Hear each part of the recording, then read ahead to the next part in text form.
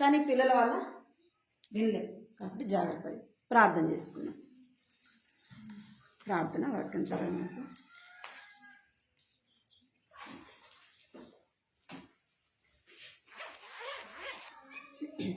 కృపా ప్రేమ గల తండ్రి, జీవగల దేవ, నీ బంగారు పగలకు వందనాలు స్తోత్రాలు చెల్లిస్తున్నాను తండ్రి. ఇది నా ప్రభా శ్రీల కూడిక ఇంతవరకు కూడా పాటల ద్వారా మిమ్మల్ని స్తుతించి ఘనపరుస్తూ వచ్చాం ప్రభా. నీకు వందనాలు చెల్లిస్తూ వస్తుంటున్నాను తండ్రి. నీ యొక్క సమయంలో నీ యొక్క పరిశుద్ధ గ్రంథంలో నుంచి మీరు మాట్లాడండి ప్రభా. నీ యొక్క లేఖనం ద్వారా మీరు మాట్లాడుతున్నామని ప్రార్థిస్తూ వస్తున్నాను తండ్రి. నీ యొక్క పరిశుద్ధంలో గ్రంథంలో రాయబడిన ప్రతి మాట కూడా ఎంతో శ్రేష్టమైనది ప్రభా నా తండ్రి, అమూల్యమైనది ప్రభా నా తండ్రి. అది మా జీవితానికి ఎంతో అవసరము ప్రభా నా తండ్రి. అందుని బట్టి మీకు ఎంతో వందనాలు చెల్లిస్తున్నాం. మా ఆత్మను జీవింపచేసేది కనుక ప్రభా, అందుని బట్టి మేము స్తుతిస్తూ గణపరుస్తున్నాం తండ్రి. తెలివి లేని వారికి తెలివిని, జ్ఞానం లేని వారికి జ్ఞానమును ప్రభా కలిగించి మీ యొక్క అమూల్యమైన మాటలు బట్టి ప్రభా నీకు ఎంతో వందనాలు చెల్లిస్తూ వస్తుంటున్నాం తండ్రి. జ్ఞాపకం చేసుకోండి ప్రభా, మీరు కనికరించండి, కృప చూపించండి ప్రభా. వచ్చిన మీ బిడ్డలను బట్టి మాకు వందనాలు చెల్లిస్తున్నాం తండ్రి. ఇంకా ఎవరైతే నిర్లక్ష్యంగా ఉంటున్నారో ప్రభా, మీరు కనికరించండి తండ్రి. వారితో మాట్లాడండి ప్రభా నా తండ్రి. ఏదైనా మీటింగ్ ఉందని ప్రభా తెలియపరచబడినప్పటికీ ప్రభా ఇంకా నిర్లక్ష్యంగా తండ్రి దేవ, అజాగ్రత్తగా భయం లేకుండా ప్రభా నా తండ్రి ఉంటున్నారేమో ప్రభా, మీరు కనికరించండి తండ్రి, కృప చూపించండి. ఎన్నిసార్లు చెప్పినాను ప్రభా, లోబడని వారికి ప్రభా నా తండ్రి దేవ శిక్షను మీరు సెలవిస్తున్నారు తండ్రి. దేవా నాన్న, మేము శిక్షకు పాత్రలను కాకుండా నీ మాట విని విధేయత చూపినట్లుగా లోబడినట్లుగా ప్రభా మీరు సహాయించి రావాల్సిన బిడ్డలను త్వరపెట్టి తీసుకురండి. వచ్చిన మాతో ప్రభా మీరు మాట్లాడుతురమ్మని వినే చెవులు, గ్రహించే మనస్సు ప్రభా మీరు అనుగ్రహించండి. ఆత్మ చెప్పుచున్న సంగతులు చెవిగలవాడు వినుగాక అని సెలవిచ్చినారు ప్రభా. నాన్న తండ్రి దేవా, 2 చెవులు ఇచ్చినారు ప్రభా వినటానికి.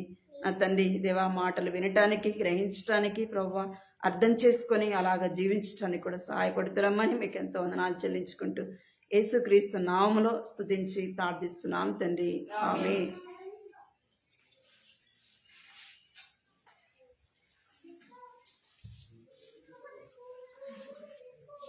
వాక్యం చదువుదాము. ఇర్మియా గ్రంథము 9వ అధ్యాయము. ఇర్మియా 9వ అధ్యాయం 20వ వచనం. 9వ అధ్యాయము 20వ వచనం. అందరం కలిసి చదువుదామండి ఆ మాటని. చదువచ్చిన వాళ్ళము ఆ మాటని కలిసి చదువుదాం.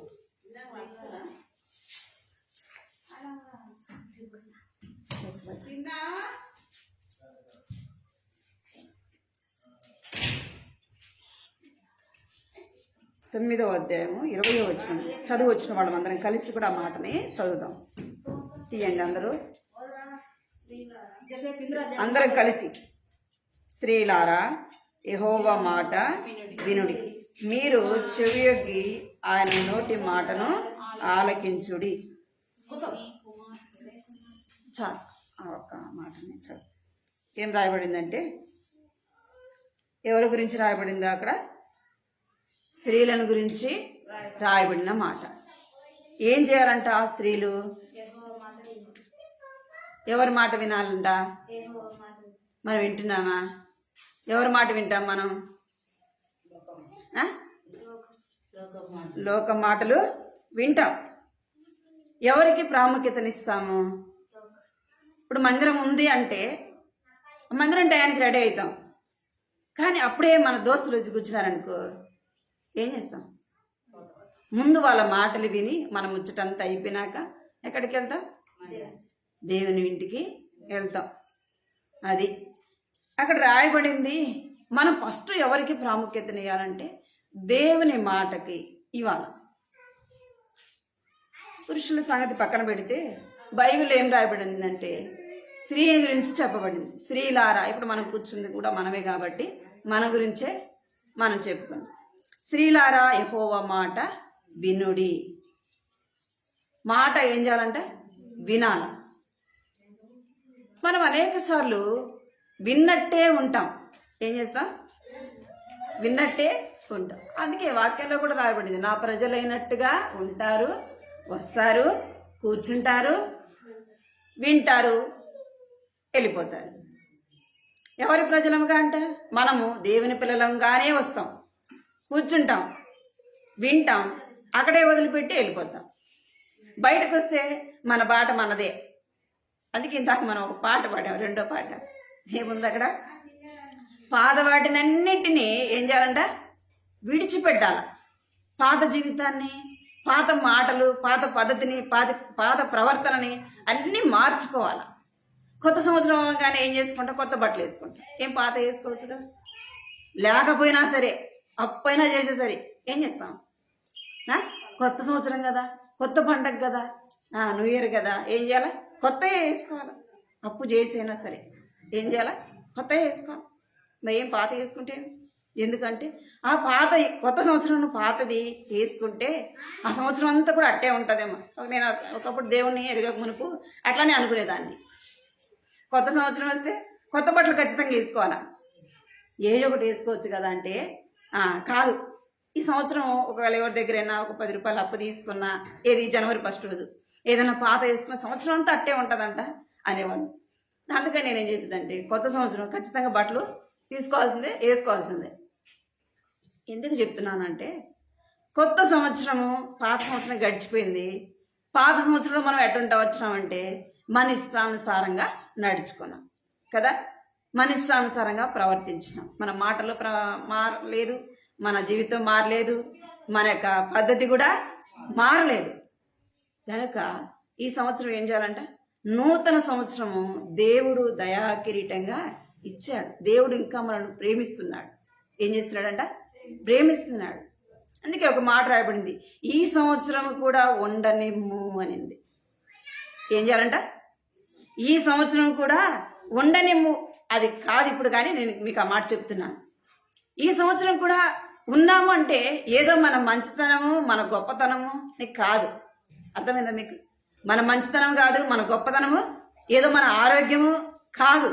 దేవుని ప్రేమ, దేవుని యొక్క కృప. ఈ సంవత్సరమైనా నా మాట వింటారేమో కదా, నేను చెప్పినట్టు చేస్తారేమో, నేను చెప్పినట్టు నడుచుకుంటారేమో. ఎందుకు అంటే దేవుడు మనలాంటి వాడు కాదు కదా. మన కోపం వస్తే ఏం చేయాలా, మనం చేయాల్సింది చేయాలా. మన పిల్లలకి ఏం చేస్తాం, ఒకసారి 2 సార్లు చెప్తాం, వినకపోతే ఏం చేస్తాం, చేతులతో చేసి చూపిస్తాం. కాబట్టి దేవుడు అలాంటి వాడా కాదు. అందుకే ఆయన ఏం చేస్తున్నాడంటే ప్రేమిస్తున్నాడు. శీలమైన మనకు ఏం చెప్తున్నాడు అంటే, స్త్రీలారా ఏం చేయాలంట, స్త్రీలారా నా మాట, యెహోవా మాట వినుడి. ఎవరి మాట వినాలంటే దేవుని మాట వినాలా. ఎందుకు దేవుని మాట వినాలా? లోకంలో ఎంతమంది ఉంటారు కదా అంటే, లోకంలో మాటలు మనం వింటే ఏమైపోతా, ఇరిగింటి పొరుగింటి మాటలు విన్నాం అనుకో ఏమైపోతుంది, మనం పాడైపోతాం, మన కుటుంబం కూడా పాడైపోతుంది. అర్థమైందా మీకు? లోకంలో ఎన్నో మాటలు, ఫ్రెండ్స్ మాటలు ఉన్నాయి కదా, మన చుట్టుపక్కల ఉన్న లేదా రక్త సంబంధులు. కొన్నిసార్లు ఎవరి మాట వినడానికి వీలుండదు, ఉంటుందా? అన్నదమ్ముల మాట, అక్కచెల్లెల మాట, నాకు సన్నిహితంగా ఉన్న వాళ్ళు వీళ్ళ మాట వింటే నాకు నా బాగో కోరుతారు అనడానికి వీలు లేదు. లోకంలో మాట ఏ మాట కూడా నమ్మకమైనది కాదు. ఎందుకంటే వాళ్ళు మనల్ని ఏదో విధంగా నష్టపరచడానికే చూస్తారు లోకంలో ఉన్న మాటలు. అందుకే దేవుడు చెప్తున్నాడు, స్త్రీలారా యెహోవా మాట వినుడి. దేవుని మాట మనము వినాలి. ఫస్ట్దిగా మనం చూస్తే దేవుని మాటకి ఏం చేయాలంటే చెవి యొగ్గాలి. ఏం చేయాలా? చెవి యొగ్గాల అంటే చెప్పాలి ఏం చేయాలంట, చెవి ఒగ్గాల అంటే వినాల. ఫస్ట్ ఏం చేయాలంట, మనము వినాలి. అందుకే సండే స్కూల్లో పాట ఉంది, విను ఇదే ఆప, వినకపోతే డైన్. ఏసు మాటలు వింటే నీవు బ్రతుకుతావు అనే చిన్నపిల్లలు పాట ఉంది. ఏసు మాటలు వింటే ఏం చేస్తారంట, బ్రతుకుతారు. విను. ఎందుకంటే దేవుడు వినటానికి 2 చెవులు ఇచ్చాడు, మాట్లాడడానికి 1 నోరే ఇచ్చాడు, వినటానికి ఎన్ని ఇచ్చాడు, 2 ఇచ్చాడు. ఎందుకు? వినడము ప్రాముఖ్యం. ఏది ప్రాముఖ్యము? మాట్లాడకపోయినా ఇబ్బంది లేదు, కానీ ఏం చేయాలి, వినాలి. మొదట మనము వినాలా. దేవుని మాటకు చెవి ఒగ్గాలి. వినకపోతే నష్టం. ఏమంట? వినకపోతే నష్టం. ఎవరు నష్టపోయారు? విన్నారు కానీ దాని ప్రకారముగా నడుచుకోలేకపోయినారు. ఎవరు అంటే అవ్వ ఏం చేసింది? మాట దేవుడు చెప్పాడు, ఈ ఏదైనా తోటలో అన్ని తినొచ్చు కానీ మంచి చెడ్డలు తెలివినిచ్చే పండును తినకూడదు అని చెప్పినాడు. ఏం చేసింది? వినింది కానీ ఏమైపోయిందంటే చెయ్యొద్దన్న పని చేసుకోవచ్చు. మనం కూడా అనేక సార్లు అట్నే ఉంటాం. ఏం చేస్తాం? వింటాము కానీ అది మన జీవితంలో మనకిష్టమైనట్టుగా అలవర్చుకుంటాం. ఆ మాటను ఏం చేస్తాం? వింటాం కానీ ఏం చేస్తామంట? మనకిష్టం వచ్చినట్టుగా అలవర్చుకునే వారముగా ఉంటాం. మాటకు మనం ఏం చేయాలంటే చెవి యొగ్గాల. చూడండి, యాకోబు రాసిన పత్రిక 1:22. యాకోబు 1:22. యాకోబు 1:22. హెబ్రీ తర్వాత ఉంటుంది చూడండి. 1:22. మీరు వినువారు మాత్రమే ఉండి మిమ్మల్ని మీరు మోసపుచ్చుకొనకుండా వాక్య ప్రకారంగా ప్రవర్తించువారునై ఉండుడి. ఏమన్నది? మీరు వినువారు మాత్రమై ఉండి మిమ్మల్ని మీరు మోసపుచ్చుకుంటున్నారు. ఎందుకంటే వింటున్నారు కానీ ఏం చేయట్లేదంట? దాని ప్రకారముగా నడుచుకోలేకపోతున్నారు. చెవి ఎగ్గుతున్నారు కానీ ఏం చేయలేకపోతున్నారంట? దాని ప్రకారముగా నడుచుకోలేకపోతున్నారు అంటున్నాడు. మనం వాక్యాన్ని విని వాక్యానుసారంగా నడుచుకోకపోతే దాని ద్వారా ఏమైపోతుందంటే మనము మోసపోయే వారముగా ఉంటాము. అందుకే వాక్యాన్ని విని ఏం చేయాలంట? దాని ప్రకారముగా నడుచుకోవాలి. మొదటిగా మనం ఏం చేయాలంటే దేవుని వాక్యానికి చెవియొగ్గి వినేవారముగా ఉండాలి. అదేవిధంగా హెబ్రీ రాసిన పత్రిక 2:1 కూడా చూడండి. హెబ్రీ రాసిన పత్రిక 2 కావున మనము మిగిలిన సంగతులను విడిచిపెట్టి కొట్టుకొని పోకుండానట్లు వాటి యందు మరీ విశేష జాగ్రత్త కలిగి ఉండవలెను. ఏమనుంది? దేవుని మాటలు ఏం చేయాలంటే చెవి యొగ్గి వినాల. విన్న మాటలు ఏం కాకూడదంట? విడిచిపెట్టి కొట్టుకొని పోకుండానట్టు వాటిని మరీ విశేషంగా జాగ్రత్త కలిగి ఉండాలి. దేవుని మాటలు ఎన్నో వింటున్నాం లేదా? రోజుకి ఎంతో వాక్యాన్ని వింటాం. దాన్ని ఏం చేస్తున్నామంట? విడిచిపెడుతున్నామంట. అందుకే మన వాక్యానుసారంగా జీవించలేకపోతున్నాం. విని ఏం చేస్తున్నాం? విడిచిపెడుతున్నాం. ఒక తొట్టి అనుకోండి, నీళ్ళు పడుతున్నాం, బోరేసి పైపు వేసేసినాం, రంధ్రం పడిపోయింది. ఏమవుతుంది? అది ఉదయం నుంచి సాయంత్రం వరకు మోటార్ ఆడుతున్నా నిండుతుంది. అది నిండదు. ఏమైపోతాయి? అవన్నీ పోతానే ఉండే. మన హృదయం కూడా అంతే. ఆ వాక్యాన్ని విని దాని ప్రకారంగా నడుచుకోకపోతే ఎంత వాక్యం వింటే ఎందుకు? ఇన్ని మాటలు వింటే ఎందుకు? అవి మన జీవితంలో లేకపోతే, వాటిని గుర్తు లేకపోతే ఎందుకు? దేవుని వాక్యాన్ని గుర్తుపెట్టుకోం. ఏం గుర్తుపెట్టుకుంటాం? మరి ఎవరన్నా అంటే ఏం చేస్తాం? వాటిని గుర్తుపెట్టుకుంటాం. అప్పుడెప్పుడో జరిగినట్టు చెప్తాం. ఎప్పుడు మన చిన్నప్పుడు కూడా కొన్ని జరిగినట్టు ఏం చేస్తాం? మన మైండ్లో ఉంటాయి కానీ అవి విడిచిపెట్టాల. వాటిని మర్చిపోవాలి.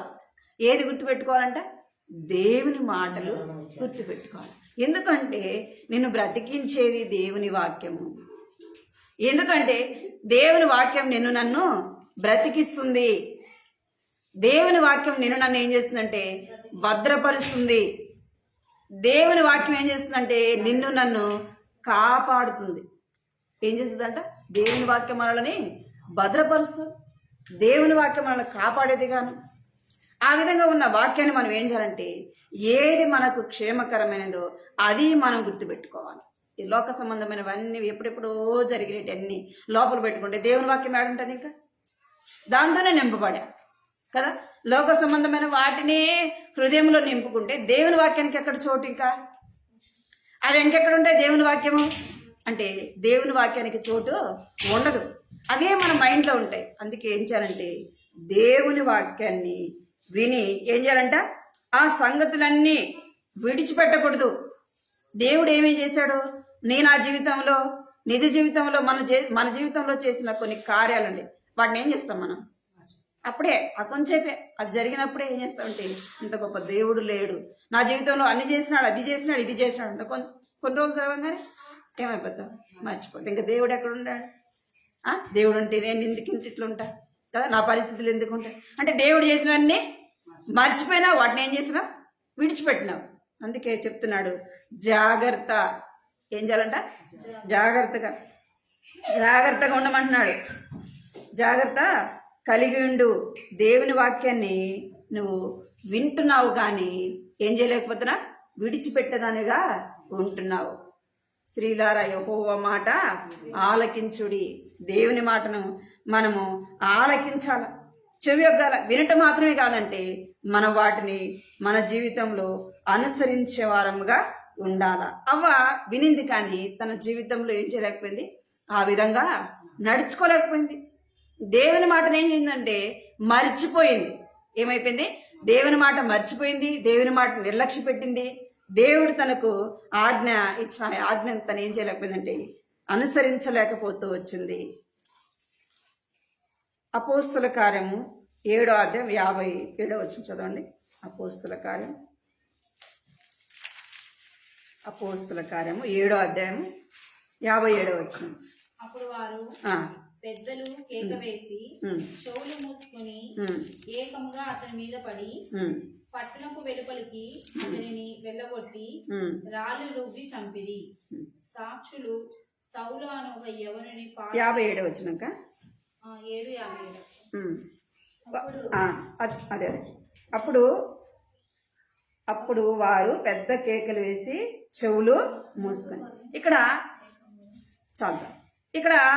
స్టెఫెను గురించి రాయబడుతూ వచ్చింది. ఇక్కడ స్టెఫెను ఏం చేస్తున్నాడంటే దేవుని మాటలు చెప్తున్నాడు. దేవుని మాటలు చెప్తా ఉంటే వాళ్ళు ఏం చేస్తున్నారంటే చెవులు మూసుకుంటారంట. ఏం చేస్తున్నారు? చెవులు మూసుకుంటున్నారు. మనం కూడా ఏం చేస్తాం? చెవులు, ఆత్మీయ చెవులు ఏం చేయబడినాయి? మోయబడినవిగా ఉంటున్నాయి. ఎందుకు ఆత్మీయ చెవులు మోయబడినాయి అంటే మనం దేవుని వాక్యాన్ని వింటాం, విడిచిపెడతాం. మరి చెవులు ఉంటే లేకపోతే నేను ఏమన్నట్లు లెక్క? విన్నదాన్ని విడిచిపెడితే ఏమని లెక్క మనకి అంటే నిర్లక్ష్య పెట్టేవారముగా, జాగ్రత్త లేని వారం కదా. జాగ్రత్త లేని నిజముగా మనం దేవుని వాక్యాన్ని విని దేవుని వాక్యానికి గైకొని అలాగ నడుచుకునే వారమైతే ఏం చేస్తామంటే దేవుని మాటకు భయపడతాం. అరే దేవుడు నన్ను ఇది చెప్పినాడు కదా, నేను ఇది చెయ్యాల, ఇది చేయకూడదని చెప్పినాడు కదా, దాన్ని చేయకూడదు. మనం ఏం చేస్తాం? చేయమన్న దాన్ని చేయం. ఏది వద్దంటే అదే చేస్తాం. మన పిల్లలు అదే చేస్తారు కదా. ఆడికి వెళ్ళొద్దురా అంటే ఆడికి వెళ్తాడు. మనం కూడా ఏం చేస్తాం? ఆడికి పోవద్దంటే ఆడికి పోతాం. ఏది చేయకూడదని మనకు తెలుసు. మనం ఏది చేయాలో ఏది చేయకూడదో మనకి తెలుసు. ఎందుకు అంటే దేవుని వాక్యం మనం వింటున్నాం కాబట్టి దేవుడు ఏదో విధంగా మాట్లాడు. కానీ మనం ఏం చేస్తామంటే నిర్లక్ష్య పెడతాం. వింటాం కానీ ఏం చేయము, దాని ప్రకారంగా నడుచుకోము. అందుకే చెవి యొగ్గి దేవుని మాటలకు మనం ఏం చేయాలంట? చెవి యొగ్గే వారముగా ఉండాల. యోహాను సువార్త చూడండి. యోహాను సువార్త 7వ అధ్యాయం 19వ వచనం. యోహాను సువార్త 7వ అధ్యాయం 19వ వచనం. మోషే మీకు ధర్మశాస్త్రం ఇయ్యలేదా? ఆయనను మీలో ఎవడను ఆ ధర్మశాస్త్రమును గైకొనడు. మీరెందుకు నన్ను చంపజూచుచున్నారని వారితో చెప్పాను. చాలు.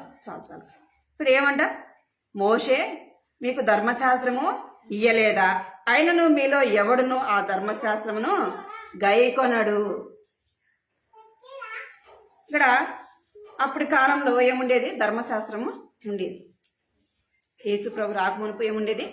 ధర్మశాస్త్రము ఉండేది. తర్వాత కొత్త నిబంధన వచ్చింది.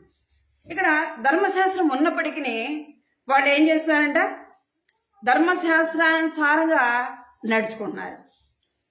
అంటే ధర్మశాస్త్రం ఏం చెప్తుంది? కొట్టిన వాడిని కొట్టాల, తిట్టిన వాడిని తిట్టాలి, చేసిన వాడిని చేయాలి. అంటే ఏది చేస్తే అది రిటర్న్ చేయాలి. అది ఏది ధర్మశాస్త్రం చెప్తుంది. ఇక్కడ చెప్తున్నాడు, మీకు ధర్మశాస్త్రము ఇవ్వలేదా? ధర్మశాస్త్రం ఉన్నప్పటికీ మీరు ఎందుకు ఇష్టానుసారంగా జీవిస్తున్నారు? దేవుని వాక్యానికి మీరు ఎందుకు విధేయత చూపలేకపోతున్నారు అని అక్కడ చెప్తూ, మీకు ధర్మశాస్త్రం మోషే ఇవ్వలేదా? ఇప్పుడు మన దగ్గర ఏముంది? దేవుని వాక్యము ఉంది. దేవుని వాక్యం ఇంట్లో మనం ఎంతమంది ఉంటే అంతమంది దగ్గర బైబిల్ ఉంది కదా, ఎంతమంది ఉంటే అంతమంది. అప్పుడు కాలంలో ఎవరి దగ్గర ఉండేది? ఓన్లీ బిషప్ దగ్గర, వాక్యం చెప్పే వాళ్ళ దగ్గర మాత్రమే ఉండేది. ఇప్పుడు అందరికీ ఉంది, అందుబాటులో ఉంది. కానీ ఆ వాక్యాన్ని మనం ఏం చేయలేకపోతున్నాం? చదవలేకపోతున్నాం కదా. రెండోది వినలేకపోతున్నాం. మూడోది ఏం చేయలేకపోతున్నాం? నిజ జీవితంలో ఆచరించి నడుచుకోలేకపోతున్నాం. అందుకే మనం ఏం చేస్తున్నామంట, చెవి యొగ్గేవారముగా ఉండాలా, దేవుని మాట వినేవారముగా ఉండాలి. మొదటిదిగా దేవుని వాక్యాన్ని ఏం చేయాలంట, వినేవారముగా ఉండాలి. రెండోది ఏం చేయాలంటే, దేవుని మాట విని ఆ విధంగా నడుచుకునే వారముగా ఉండాలి. చూద్దాం ఏం చేయాలంట, దేవుని మాట వినేవారం, చెవి యొగ్గే వారముగా ఉండాలా చూస్తూ వచ్చినాము. ఇప్పుడు రెండోది ఏం చేయాలంటే, దేవుని మాట విని దాని ప్రకారముగా నడుచుకోవాలి. అలాగే నడుచుకునే వారిని దేవుడు ఏం చెప్తున్నాడంటే, మత్తయి సువార్త చూడండి, మత్తయి సువార్త 7వ అధ్యాయము 24వ వచనం. మత్తయి సువార్త 7వ అధ్యాయం 24వ వచనం. కాబట్టి ఈ నా మాటలు విని వాటి చొప్పున చేయి ప్రతివాడును బండ మీద తన ఇల్లు కట్టుకొనిన బుద్ధిమంతుని పోలి ఉండును. ఎవరంట? తా మాట విని. అక్కడ చదివాం మనం, స్త్రీలారా యెహోవా మాట వినుడి.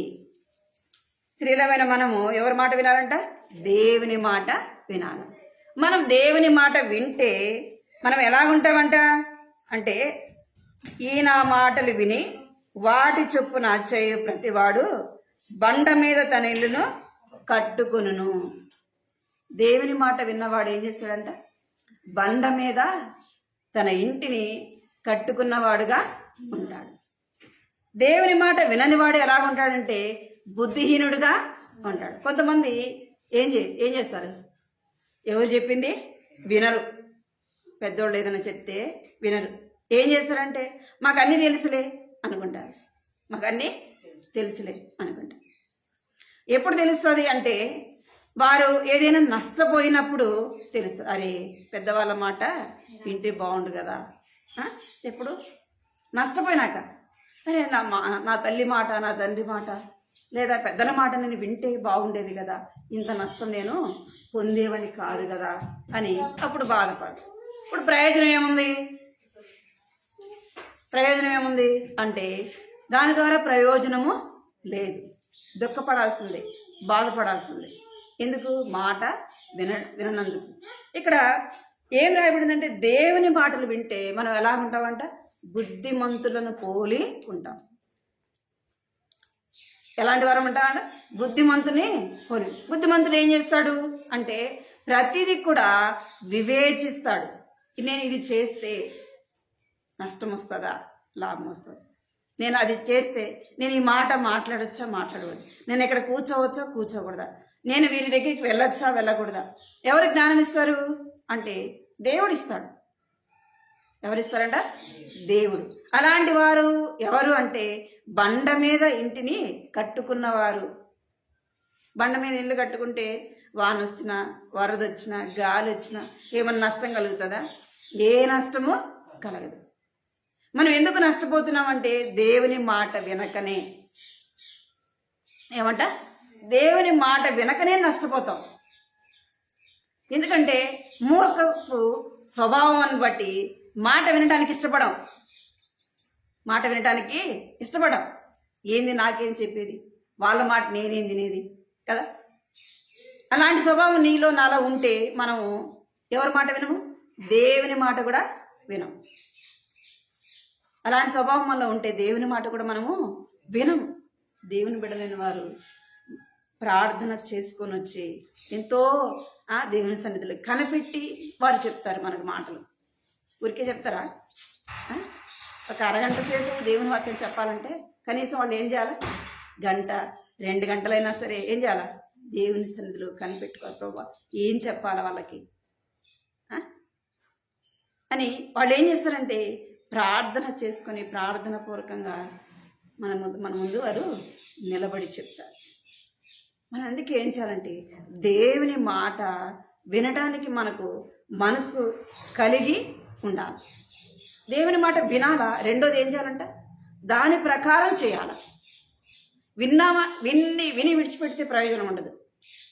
విని విడిచిపెడితే ప్రయోజనము ఉండదు. విని ఏం చేయాలంటే దాని ప్రకారంగా దేవుని వాక్యం చెప్తుంది కదా, నేను ఈ విధంగా నేను నడుచుకుంటున్నానా, నేను ఈ విధంగా నేను దేవుని వాక్యానికి లోబడుతున్నానా, దేవుని మాట నేను విధేయత చూపుతున్నానా, ఎవరికి తెలుస్తుంది? మనకే తెలుసు. దేవుని మాట వింటున్నామా వినట్లేదని ఎవరికి తెలుసు? ఎవరమైతే నాకైనా మీకైనా మనకే తెలుసు. మనం వింటున్నామా వినట్లేదా, ఆ వాక్యానుసారంగా మన జీవితం ఉందా లేదా మనకు తెలుసు. చూసేవారికి కూడా కనబడతారు నిజంగా వీరు దేవుని పిల్లలా కాదా, దేవుని వాక్యానికి లోబడుతున్నారా లోబడతలేరా, దేవుని వాక్యానుసారంగా నడుచుకుంటున్నారా లేదా అని ఎదుటి వ్యక్తి కూడా మనల్ని చూస్తారు. అలాగా మనం ఏం చేయాలంటే దేవుని మాట వినేవారముగా ఉండాలా. దేవుని మాట విన్నట్టు ఉంటాం కానీ ఏం చేస్తామంట? విడిచిపెడతాం. దేవుని మాట చూడండి, ఇది యెహోషువ 6:18. యెహోషువ 6:18.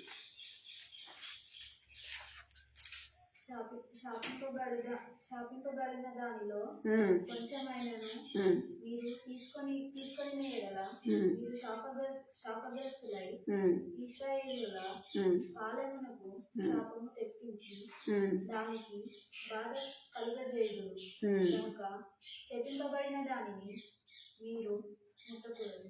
చాలు. ఇక్కడ 6:18-19 వచనంలో ఏం రాయబడిందంటే, యెహోషువ ఇశ్రాయేలు ప్రజల్ని తీసుకొని వచ్చినప్పుడు ఎరికో దగ్గరికి వచ్చినారు. అక్కడికి వచ్చినప్పుడు దేవుడు ఏం చెప్తూ వచ్చినాడంటే, ఈ పట్టణంలో ఉన్నది ఏది కూడా మీరు తీసుకోకూడదు అని చెప్పినాడు. ఎవరికి తెలుసు? ఇశ్రాయేలు ప్రజలందరికీ కూడా తెలుసు. అయితే ఆకాను ఏం చేస్తూ వచ్చినాడు? చెప్పినప్పటికీ విన్నట్టే నటించినాడు. తెలుసు ఆకానికి కూడా ఈ శాపగ్రస్తమైనది నేను ఏది కూడా తీసుకోకూడదు అని తనకి తెలుసు. అయినప్పటికీ ఏం చేస్తూ వచ్చాడంట? విన్నాడు. అందరితో పాటు చెప్పింది విన్నాడు, తనకు తెలుసు. అయినా ఏం చేస్తూ వచ్చినాడంటే శాపగ్రస్తమైన దాన్ని ఆశించి ఇంట్లో తెచ్చి పెట్టుకున్నాడు. అంటే ఒకటి విన్నాడు, తన జీవితంలో ఏం చేయలేదు, దాని ప్రకారంగా నడుచుకోలేదు. అందుకే తన కుటుంబానికి తనకు నష్టము, తన కుటుంబానికి కూడా నష్టం. దేవుని మాటలు వినకపోతే వ్యక్తిగతంగా మనకు నష్టం, కుటుంబానికి కూడా ఆ నష్టము వస్తుంది. అందుకే దేవుడు చెప్తున్నాడు, నా మాటలు విని నవాడు ఎలాంటి వాడంట? బుద్ధిమంతుని పోలినవాడు. స్త్రీలమైన మనకేం కావాలా అంటే బుద్ధి జ్ఞానము అవసరం.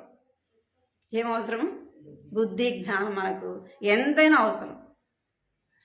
ఈ లోకంలో మనం ఎంత చదువుకున్నా, ఎంత జ్ఞానం ఉన్నా అది లోకం మట్టుకే పనిచేస్తుంది, ఆత్మీయ జీవితానికి ఎంత మాత్రము పని చేయదు. అందుకే దేవుని వాక్యాన్ని ఎక్కువగా చదవాలా. అందులో రాయబడినది దేవుని వాక్యాన్ని మనము గ్రహించే వారముగా ఉండాలి. ప్రభువా, నేను వాక్యాన్ని వింటున్నాను కానీ నా నిజ జీవితంలో నేను అలాగా నడుచుకోలేకపోతున్నాను. ఒకవేళ అనేకసార్లు నీ మాట వింటున్నాను కానీ నేను అలాగ లేనేమో, నన్ను క్షమించు ప్రభువా. నీ వాక్యాన్ని విని ఏదైతే చెప్తుందో ఆ వాక్యానుసారంగా నేను నడుచుకోవటానికి నాకు సహాయం చేయని ఎవరి సహాయాన్ని కోరుకోవాలా? దేవుని సహాయాన్ని కోరుకోవాలి. ఇంకా చూడండి అపోస్తుల కార్యములు 28 అధ్యాయం 26వ వచనం. 28వ అధ్యాయం 26వ వచనం. మీరు వినుట మటుకు విందురు గాని గ్రహింపనే గ్రహింపరు, చూచుట మటుకు చూతురు గాని కాననే కానరని ఈ ప్రజల యొద్దకు వెళ్ళి చెప్పుము. ఈ ప్రజలు కన్నులారా చూచి చెవులారా విని మనసారా గ్రహించి నా వైపు తిరిగి నా వలన స్వస్థత పొందకుండునట్లు వారి హృదయము రొవ్వి ఉన్నది, వారి చెవులతో మందముగా విని కన్నులు మూసుకొని ఉన్నారు. చాలు. ఏమైనారంట?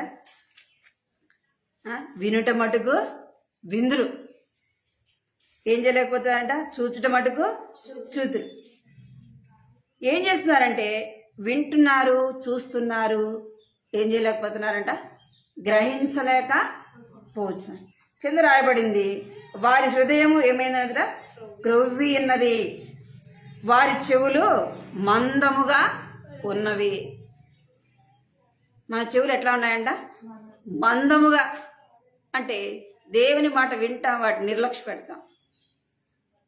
అందుకే చెప్తున్నాడు, వారి హృదయము క్రొవ్వి ఉన్నది. మన చెవులు ఎలా ఉన్నాయంటే మందముగా ఉంటున్నాయి. ఏదో మనం పోవాలి కాబట్టి పోతున్నాం, వస్తున్నాం, చూస్తున్నాం, కానీ ఏం చేయలేకపోతున్నాం. మన కళ్ళు ఏమైపోయినాయంట?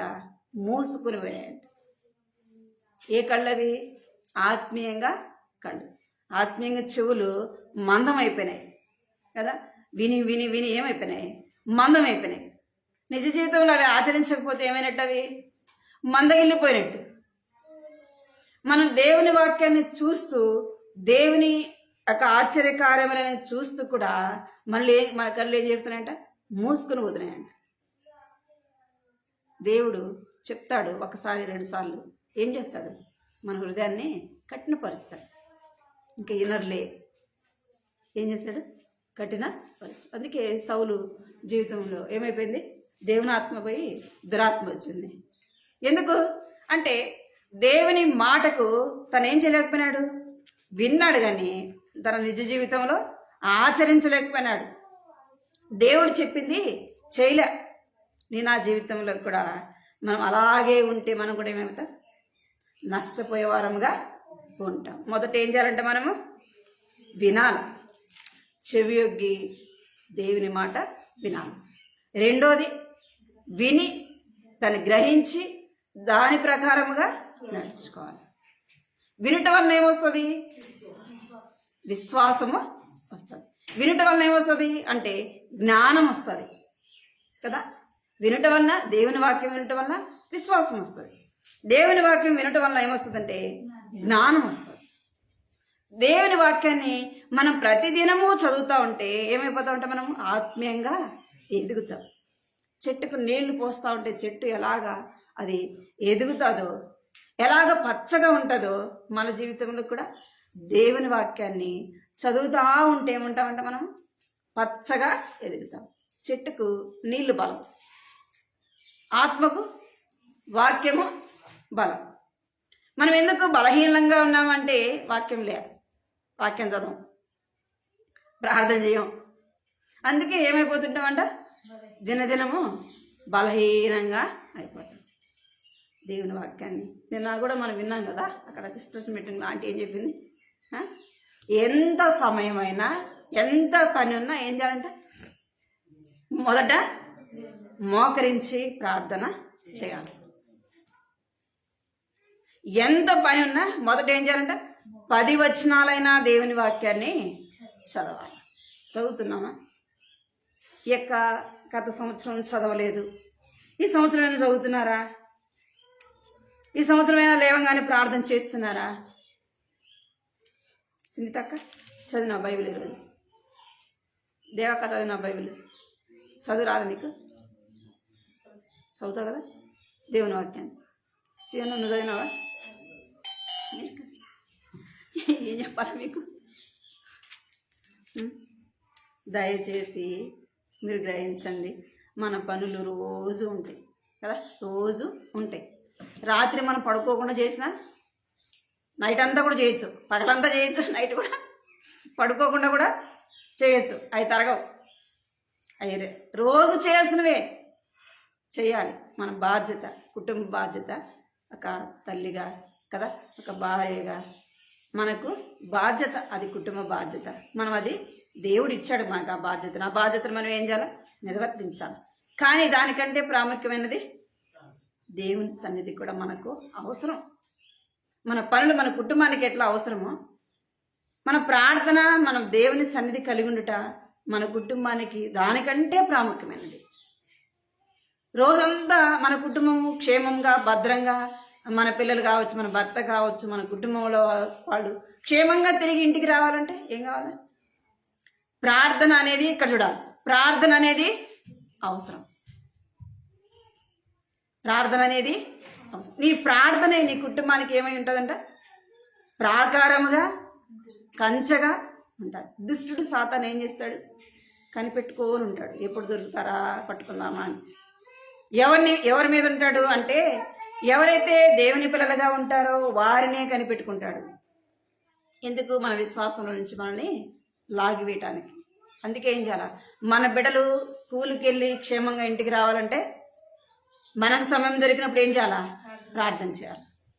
మొట్టమొదటగా నువ్వు ఉదయం చేసే ప్రార్థనే దినమంతా కూడా నేను ఏం చేస్తుంది? నడిపిస్తుంది. నేను చెప్పే మాటలు కదా, నిన్న పెద్ద ఆంటీనే చెప్పింది. పెద్ద ఆంటీనే చెప్పింది. ప్రతి పని చేసేటప్పుడు మనం ఏం చేయాలంట? ప్రార్థన చేసుకొని చేయాలంట. ఎందుకంటే వాళ్ళ జీవితంలో వారు చేసుకొని అలాగా నడుచుకుంటూ అలాగా ఆశీర్వాదింపబడిన వారే మనకు చెప్తున్నారు. మనం ఎందుకు ఇదేన స్థితిలో ఉన్నామంటే మన జీవితం అలాగా లేదు. మనము ఏం చేయాలా?